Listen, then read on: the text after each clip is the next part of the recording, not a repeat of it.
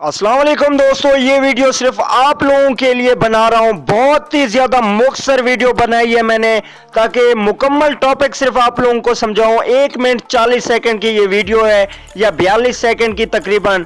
इसमें मैं आप लोगों को कुछ खास मालूमात देने वाला हूं। दोस्तों, पाकिस्तान और इंग्लैंड के दरमियान जो T20 मैच खेला जाना है उसकी जो शेड्यूल था वो चेंज हो गया है।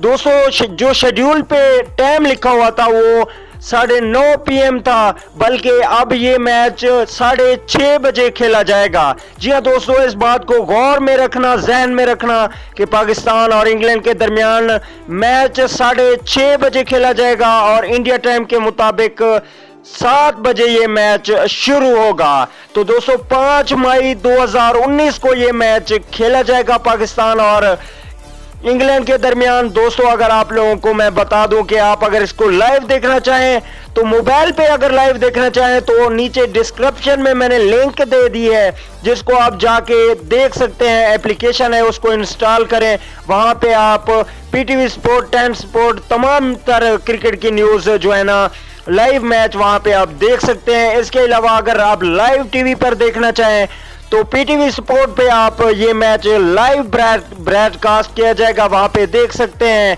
इसके अलावा दोस्तों, अगर आप इस चैनल पे फर्स्ट टाइम है तो बिल्कुल भी फ्री में चैनल को सब्सक्राइब कर लीजिए मजीद इस तरह की मुख्तसर वीडियो लेकिन ज्यादा मालूमात वाली वीडियो देखने के लिए।